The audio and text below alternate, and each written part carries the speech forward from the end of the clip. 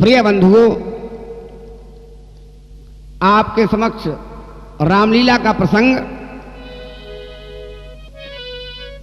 सुलोचना सती का महत्वपूर्ण प्रसंग एक कुमार कैसेट आगरा के माध्यम से राजेंद्र तिवारी विकल की आवाज में आप लोग सुनने जा रहे हैं। शांताकारं भुजग सैनम पद्मनाभं सुरेशम विश्वाधारं गगन सदृशं मेघवर्णं शुभांगम लक्ष्मीकांतं कमलनयनं योगभिर्ध्यान गम्यं वंदे विष्णुं भवभयहरं सर्वलोकैकनाथम्।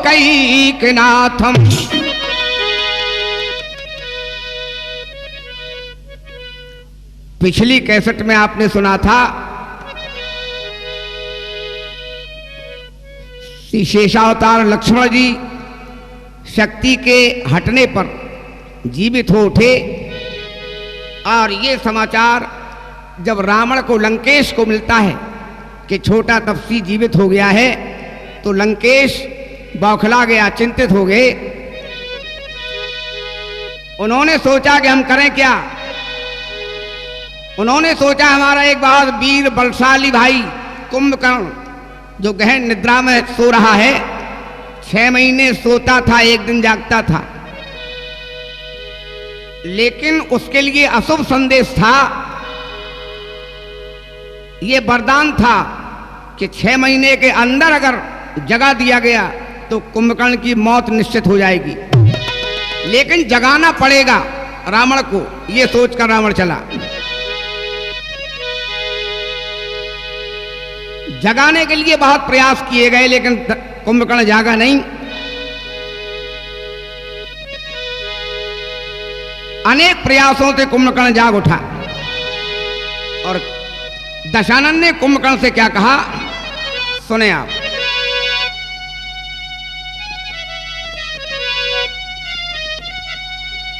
हे भ्रात तुम्हारे सोने से, हे भाई तुम्हारे सोने से और लंका की चांदी होती है।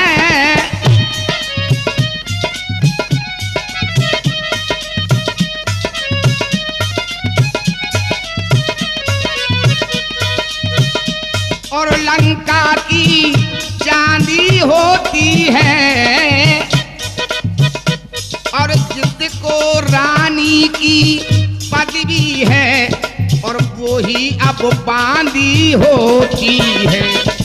ओ रानी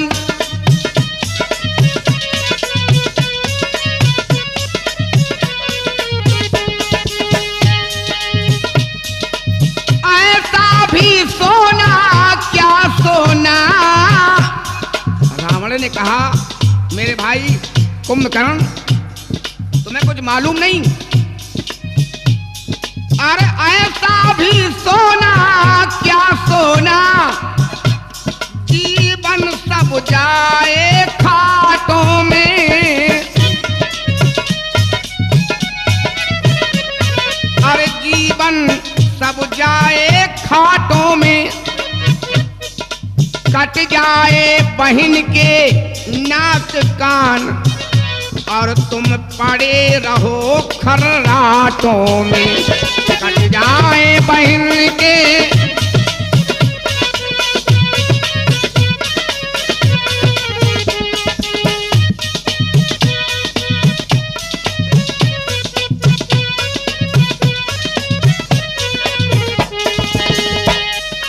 रावण ने कहा अरे बड़े जो सोनौरी, अरे जरे जो सोनौरी परे जो सोनो, नाखने जा से जरे वो सोनो, ये परे वो सोनौरी।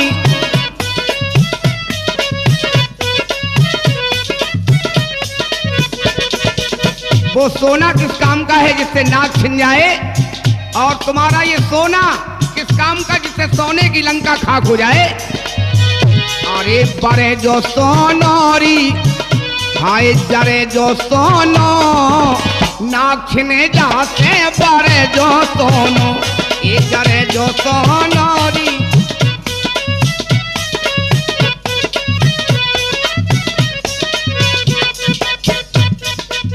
तीनों ने मिलकर मांगा था सोना, तीनों ने सोना मांगा था।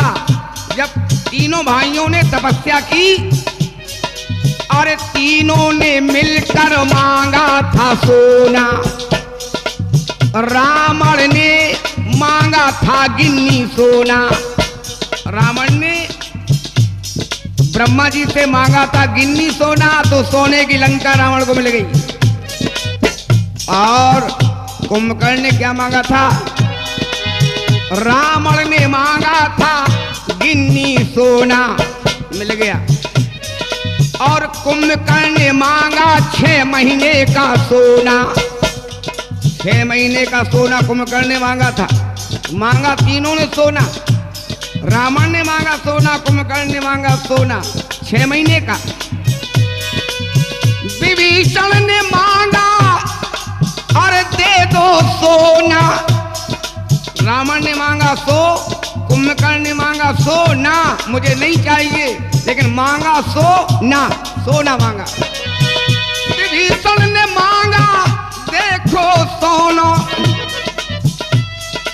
अरे हमको चाहिए वो सोना रे, ये जरे वो सोनोरी बड़े वो सोनो नाचने जाते जरे वो सोनो ये बड़े वो सोनोरी।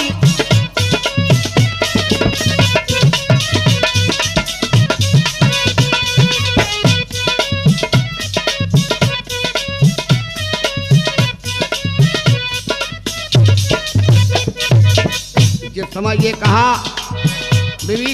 कुंभकर्ण से, जब कहा रावण ने कि तुम खर्राटों में पड़े सो रहे हो, तुम्हें चिंता नहीं है कि लंका की दशा क्या हो गई प्रिय बंधु, तो कुंभकर्ण कहने लगा वाह भाई वाह, अच्छा ज्ञान मुझे सिखा रहे हो। अरे क्यों गई वहां पर शूर्पणखा, क्या काम भला था जाने का, और कोई तो कारण होगा ही, अरे कोई तो कारण होगा ही, बच्चों से नाक कटाने का कोई तो कारण।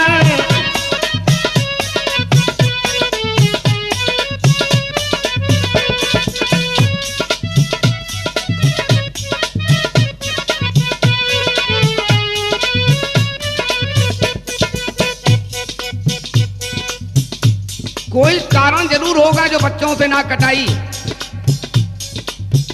अपने आप बच्चों ने नाक नहीं काटी है, इसलिए मेरे भाई रावण इस बेमतलब के झगड़े में लंका की सत्यानाशी है। अरे भाई अब खूब समझ लेना, ए भाई अब खूब समझ लेना, जानकी प्यासी है, भाई अब खूब समझ लेना, जानकी प्यासी है।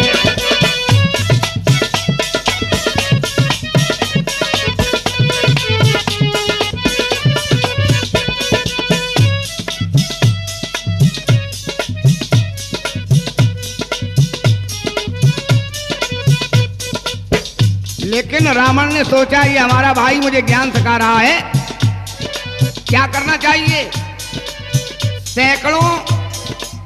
सैकड़ों मटके शराब पिला दी गई, मद पीकर मस्त हो गया कुंभकर्ण और बोला अब आप चिंता न करें, मैं जा रहा हूं उन तपस्वियों के पास, मुझे सेना की कोई जरूरत नहीं, मैं अकेला जा रहा हूं। और पहुंच गया रामादल में। क्या बोला राम जी से? बोला क्या तुम ही अवधिपति हो? बोला क्या तुम ही अवधपति हो? और क्या तुम ही सूर्य कुल नंदन हो?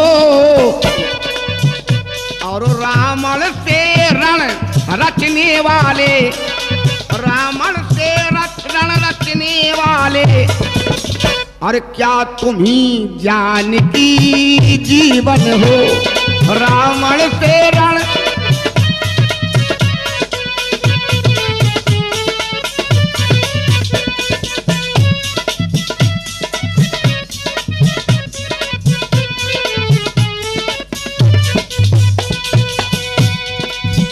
राम जी की मधुर मूर्ति देखकर कहने लगा। कुंभकर्ण को वो छवि, वो नेत्रों के समक्ष जब राम जी की छवि आई, वो झांकी आई, कहने लगा जीवन में ऐसी झांकी मैंने आज तक नहीं झांकी जैसी आज झांक रहा हूं। यह नीलांबुज श्यामल शरीर और रण मध्य उतरने योग्य नहीं। हे राम तुम्हारी मधुर मूर्ति, और हे राम तुम्हारी मधुर मूर्ति सचमुच वध करने योग्य नहीं। हे राम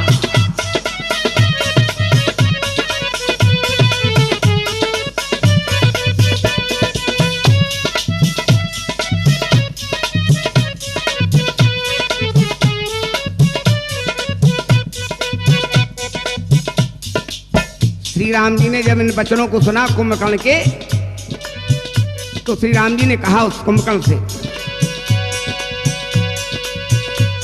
आए कुंभकर्ण इन बातों का, आए कुंभकर्ण इन बातों का, तू मार न शोभा पाता है।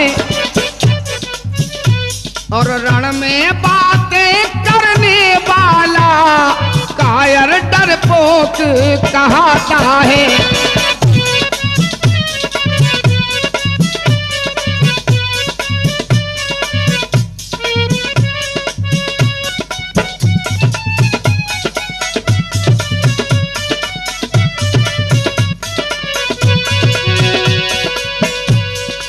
रण में बातें करने वाला कायर माना जाता है। यहाँ पर तो वीरता की पहचान कराई जानी चाहिए। और तुम बात कर रहे हो कुंभकर्ण, लंका में अगर वीर हो तुम तो ममता छोड़ो प्राणों की। देखो अब तुम पर होती है वर्षा मेरे इन बाणों की। देखो अब तुम पर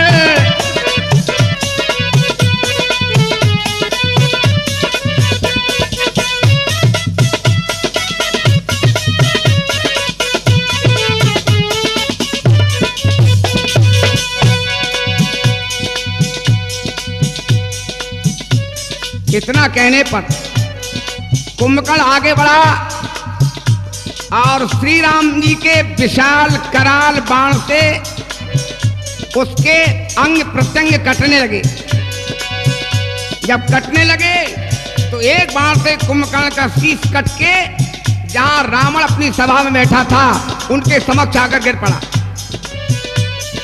जैसे ही उसका शीश गिरा, रावण ने देखा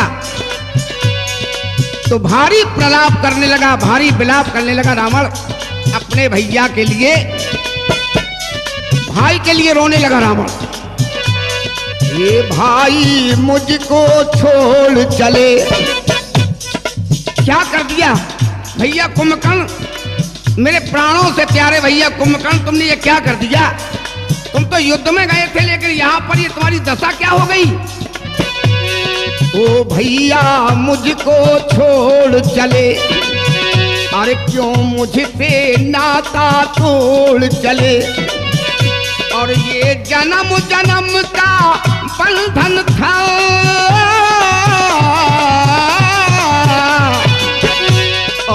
जन्म जन्म का बंधन था, ये नाता मुझसे तोड़ चले।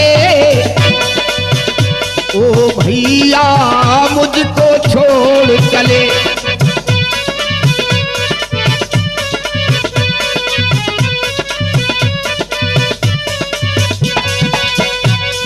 रावण बेहाल हो गया अपने भाई को देखकर, क्योंकि भाई का एक नाता ऐसा होता है। विचलित हो उठा रावण, और संग संग हम तुम यूं खेले थे, और संग संग हम तुम यूं खेले थे, और जीवन के कैसे मेले थे, और जीवन के कैसे मेले थे। और माँ की गोदी में लेट के यूं,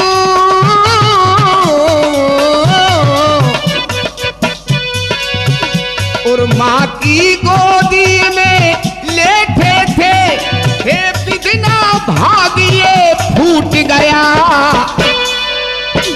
ओ भैया मुझको छोड़ चले।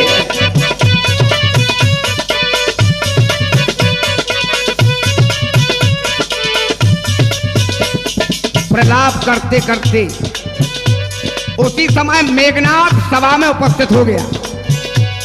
मेघनाथ उपस्थित हुआ, उसने कहा पिताजी चिंता न करें, किसी प्रकार में वो नाग, मैं वह हूं जिसने नाग पास के द्वारा उस हनुमान को जकड़ लिया था।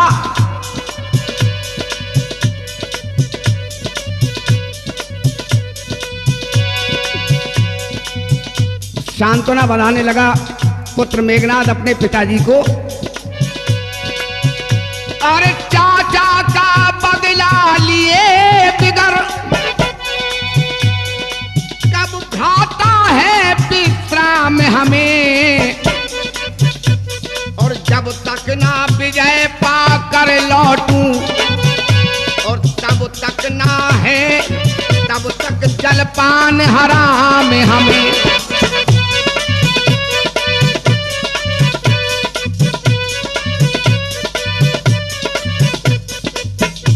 रावण ने कहा बेटा, रावण बोला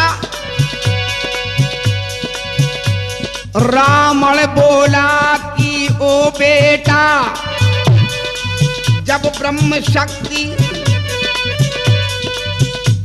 रावण ने कहा बेटा ब्रह्म शक्ति निरर्थक हो गई उन तपस्वियों के आगे,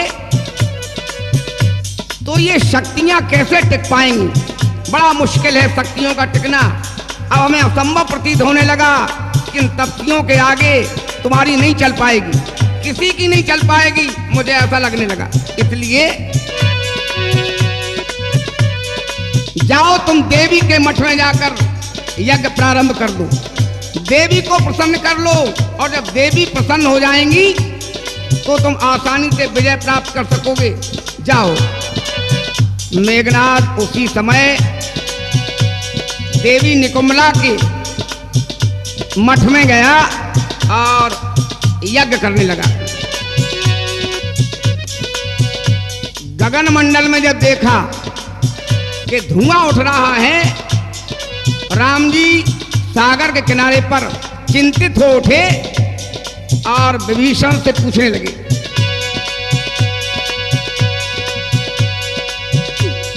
ये कैसे बादल छाए हैं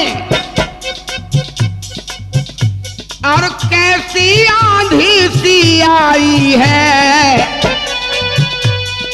उस मायावी दशकंधर ने, अरे उस मायावी दशकंधर ने क्या माया नई रचाई है, उस मायावी।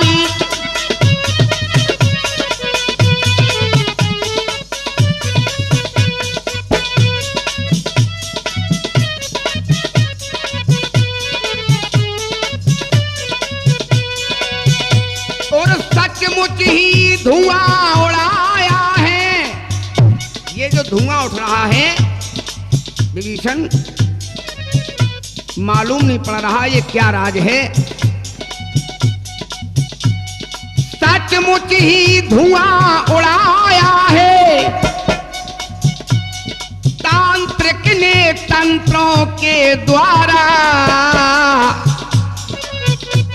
या विष फैलाया है कोई, अरे या विष फैलाया है कोई, और वैज्ञानिक यंत्रों के द्वारा, या विष फैलाया।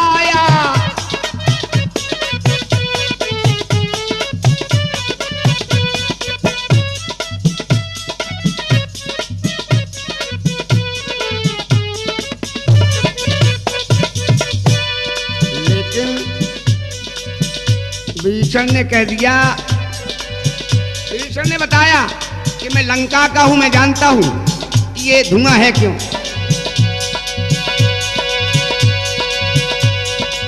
मेघनाद प्रभु, मेघनाद मख करे अपावन, और खल माया भी देव सतावन।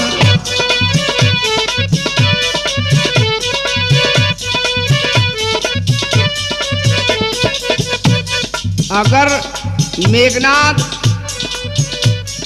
यज्ञ कर रहा है, अगर उसका यज्ञ सफल हो गया, ये देवताओं के लिए नाशक है और फिर ये मारे से मरेगा नहीं, इसलिए प्रभु इसका यज्ञ विध्वंस करवा दो, तभी सफलता मिल पाएगी।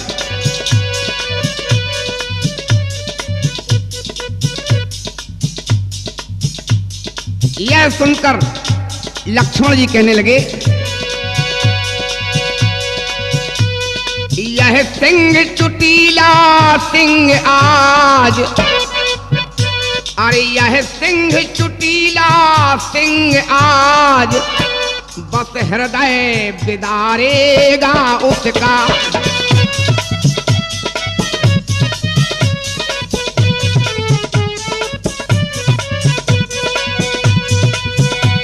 यह सिंह चुटीला सिंह आज, और बस हृदय बिदारेगा उसका,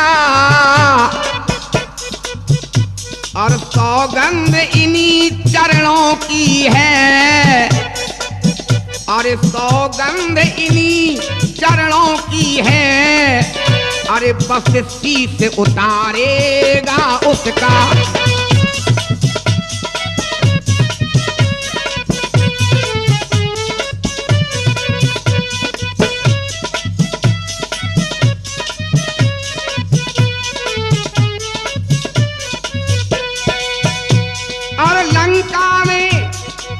बोलेगा छल की छाती पर, और कब तक न सत्यता का डंका, और लंका में आज बजा दूंगा, अरे लंका में आज बजा दूंगा मैं आर्य वीरता का डंका, लंका में आज